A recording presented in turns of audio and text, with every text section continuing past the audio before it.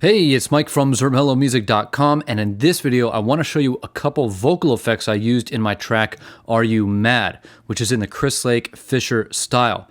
Now the first effect I want to show you is Formant shifting, and that sounds like this.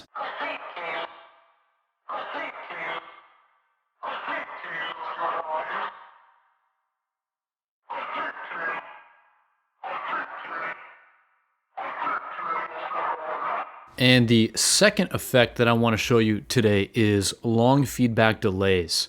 Now, I bounced this down from audio from Echo Boy in a previous session. We're going to go over what's going on in Echo Boy. I just wanted to bring this up to show you what it looks like. But let's listen to what the high feedback delay sounds like.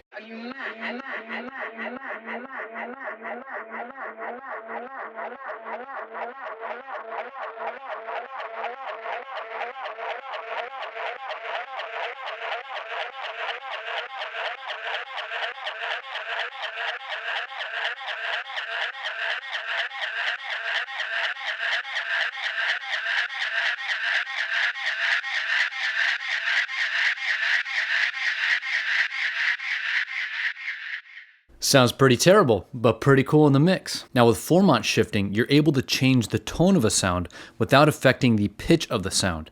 Now this is a great effect on vocals. If I wanted to make something sound deeper, I just turned the Formant value down, and now I probably sound pretty sexy, but the pitch of my voice hasn't changed at all. If I wanted to make something sound higher, I just turn the dial up, and now I probably sound pretty annoying, like Chipmunky. But again, the input and output values of the pitch are the same. Now in the track, I did something very simple, which is just automate the Formant value down over time. You can see as I scroll across this automation lane, you can see the Formant value in a little alter boy change. See that? So I'm just automating the Formant value down from 0 semitones down to -12 semitones. And that's just to keep the vocal interesting over time. And so slowly it sounds like it's pitching down, but I guess technically it's formanting down. And again, that sounds like this, and then I'm going to play it for you in the track.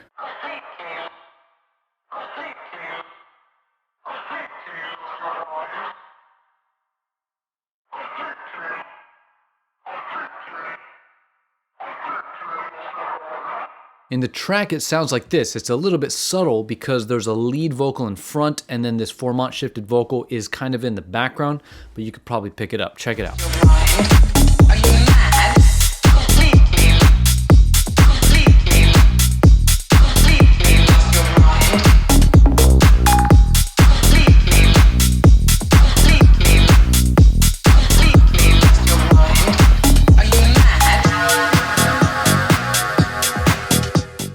Now the next vocal effect that I want to go over is long feedback delays. This is where you just crank the feedback so the delay just goes on and on. Now when you turn the feedback up, what happens is the delay unit outputs a signal that you can hear, but it also sends a copy of that signal back into itself. And so when you turn the feedback up really high, lots of signals keep on going back into the unit, and so that means that you're going to have a much longer delay. There's going to be more repeats, there's going to be more delays. So another way to think about it is the higher the feedback, the longer your delay is going to last. But if you really crank the feedback, then the signal that keeps on coming back into the unit is going to get louder and louder, and so that's going to create that kind of infamous feedback distortion sound. And that's exactly why I'm using Echo Boy in particular, because I love the way that it distorts with a high feedback.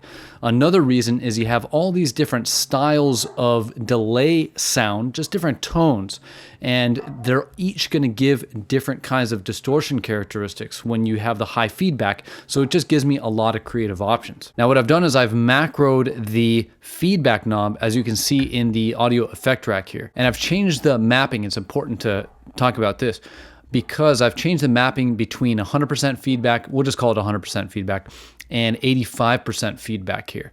And so this is the automation, and yes, it goes all the way down pretty much here, but realize that this is still really high feedback. It's still just over 85% feedback. And the reason why I'm automating it in this way is because if I kept it this high, which is 100% feedback in the beginning, over a long period of time, it would just really crunch a little bit too much. So I'm slowly backing the delay off just a little bit to kind of keep this constant distortion effect. And then as we approach the end of this section, which is kind of the stripped drop section. We then kind of creep this back up to get even more intensity out of the delay, even more distortion, and that way when we finally go into the new section, which is the break, it kind of reaches that maximum intensity and you're ready for that transition, you're ready for that change. Now I want to demo this for you, but this is not the final version of the mix. This is way earlier in the production process.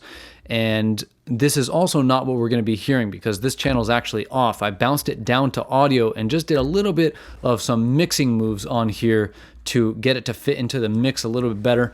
Just doing some compression. You can see that the audio gets a little bit loud here, so I'm just keeping that down, taming that down with this compressor, doing some tonal things in this little rack right here, just high pass filtering to just change the sound over time a little bit, some overdrive just to really bring out a specific area of the sound, some crazy EQ, the C1 Comp SC from Waves. This is probably taming just a harsh frequency. It looks like it's around 1700. It's just some tonal shaping there, and then a low pass filter, probably just low pass filtering down over time, as you can see, just to change the sound just a little bit. But let's go ahead and check this out in the actual track. Again, this isn't the final mix, but that's okay because it sounds pretty good. Completely lost your mind? Are you mad?